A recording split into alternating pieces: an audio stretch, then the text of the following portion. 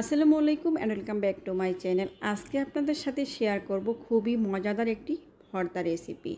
এইভাবে যদি লয়টা শুটকি আপনারা শিলপাটায় বেটে লাল মরিচ দিয়ে করেন আর পরিবারের সবাইকে দেন, ছোট বড় সবাই খেতে কিন্তু ভীষণ পছন্দ করবে।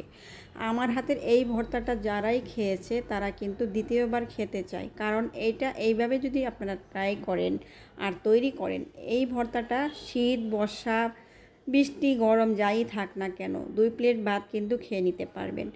তাহলে দেখতেই পাচ্ছেন সকাল সকাল উঠে যখন এরকম সুন্দর একটি বৃষ্টি দেখলাম, আর বৃষ্টিতে শুটকির ভর্তার সাথে খিচুড়ি বা সাদা ভাত আপনার যা কিছুর সাথেই খান না কেন খেতে কিন্তু অনেক বেশি মজা লাগে। আর সকাল সকাল বৃষ্টি দেখে আমার মনটাই ভালো হয়ে গিয়েছে। আমি রান্না করতে চাচ্ছিলাম অন্য কিছু, কিন্তু শুটকিটা যেহেতু বাসায় আছে, এইভাবে লইটা শুটকির ভর্তাটা বানিয়ে ফেললাম। আর কয়েকদিন থেকে কিন্তু মাংস খাওয়া হচ্ছে, কুরবানির ঈদে কিন্তু আমরা মাংস খেয়ে থাকি, সবার ঘরে ঘরেই থাকে। আর একটু মুখে স্বাদ বদলানোর জন্য আমি এইভাবে লাল মরিচ দিয়ে আমার হাতের স্পেশাল লইটা শুটকির ভর্তাটা বানিয়ে নিলাম।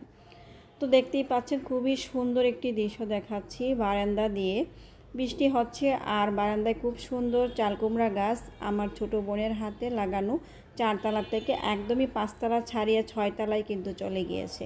তো আর কথা না বাড়িয়ে আপনাদের সাথে ভর্তার রেসিপিটা শেয়ার করি।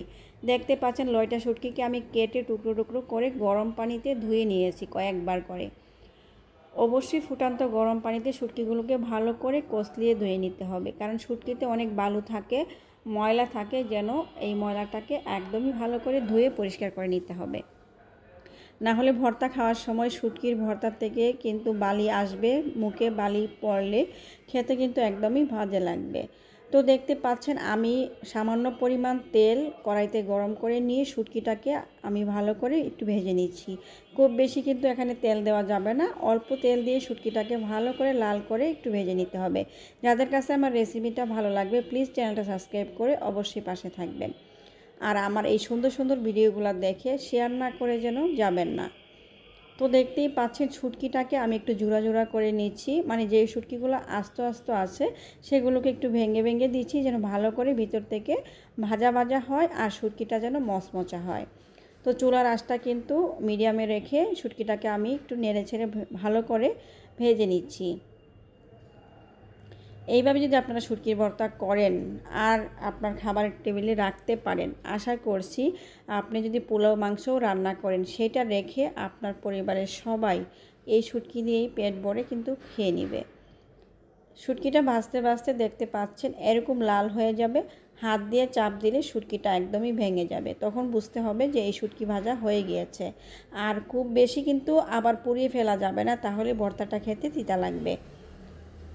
তো এখানে দেখতে পাচ্ছেন আমি লাল মরিচ নিয়েছি, আর এই লাল মরিচটাকে আমি একটু গরম পানিতে কিছুক্ষণ ভিজিয়ে রেখেছিলাম।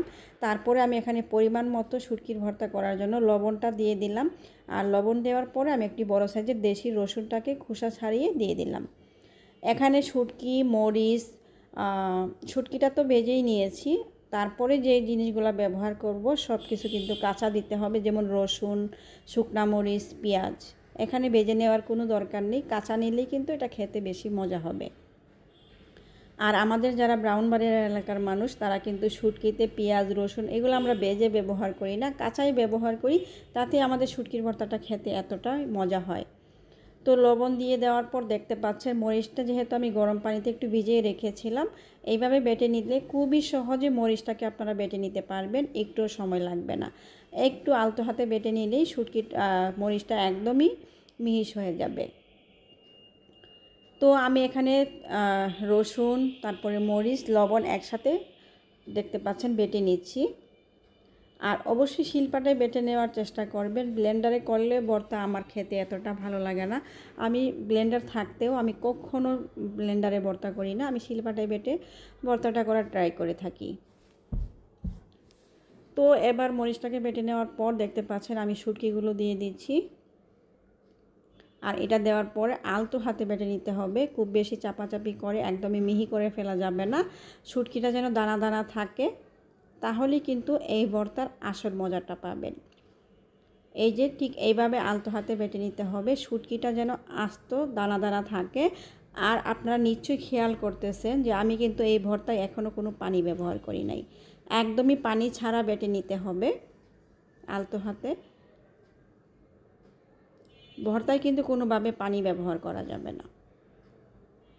তো এবার মরিচের সাথে খুব সুন্দর করে শুটকিটাকে আমি একটু হাত দিয়ে মিশিয়ে নিয়েছি। এবার যেটা ব্যবহার করব সেটা একদমই ফ্রেশ ধনিয়া পাতা। ধনিয়া পাতাটা অবশ্যই এই শুটকির ভর্তায় দেওয়ার চেষ্টা করবেন। আর তার সাথে আমি এখানে নিয়েছি বড় সাইজের 3টি দেশি পেঁয়াজ কেটে টুকরো টুকরো করে নিয়েছি। এই ভর্তায় যেটা ব্যবহার করতে হবে সবচেয়ে বেশি মজা করার জন্য সেটা হলো কাঁচা পেঁয়াজ। এইভাবে দেশি পেঁয়াজ টুকরো টুকরো করে যত বেশি পরিমাণে আপনারা ব্যবহার করতে পারবেন ভর্তাটা কিন্তু ততটাই মজা হবে। আমি এখানে 3টা না 4টা পেঁয়াজ ব্যবহার করেছি, আমার ঠিক মনে নেই। আমার মনে হচ্ছে যে এখন পরিমাণ বাটার সময় বুঝতে পারছি যে 4টা পেঁয়াজই হবে। তো একদমই মিডিয়াম সাইজের যে পেঁয়াজগুলা, ওই পেঁয়াজগুলোকে আমি কেটে এরকম টুকরো টুকরো করে নিয়েছি। আর দেখতে পাচ্ছেন এই পর্যায়েও কিন্তু আমি পানি ব্যবহার করব না। সম্পূর্ণ ভর্তাটা হবে পানি ব্যবহার না করে বেটে নিতে হবে। পেঁয়াজ ছেঁচার পর পেঁয়াজটাকে যখন আপনি শিলপাটায় ছেঁচে নেবেন একদমই আলতো হাতে ছেঁচে নিতে হবে, যেন খুব বেশি দানা দানাও না থাকে, আবার খুব বেশি একদমই যেন ভর্তা ভর্তা না হয়ে যায়। পেঁয়াজটা দেখে নিশ্চয়ই আপনারা বুঝতে পারছেন। পেঁয়াজটা কিন্তু এইভাবে ছেঁচে নিতে হবে যেন এরকম দানা দানা থাকে। শুটকিটা যেমন দানা দানা থাকবে পেঁয়াজটাও কিন্তু এমন দানা দানা থাকবে। তারপর আলতো হাতে সব কিছু ভালো করে একটু মিশিয়ে আবার আলতো হাতে বেটে নিতে হবে। ঠিক এইভাবে দেখতে পাচ্ছেন আমার ভর্তাটা কিন্তু হয়ে গিয়েছে। এই পর্যায়ে একটু চেক করে নেবেন যে লবণ ঠিক আছে কিনা বা লবণ লাগবে কিনা। আমার ভর্তাটা একদমই ঠিক আছে, কিন্তু আমার লোভ সামলানো খুবই কষ্ট হয়ে যাচ্ছে। তাড়াতাড়ি আমি ভিডিওটা শেষ করব আর আমি গরম গরম ভাতের সাথে এই ভর্তাটা খাবো। আমি তো খাইছিলাম সাথে যে আমার 11 বছরের ছোট্ট একটা পিচ্চি বাচ্চা আছে, ওইটাও কিন্তু এই ভর্তাটা ছেটে পুটে খেয়ে নিয়েছে। তো আজকের মতো বিদায় নিচ্ছি।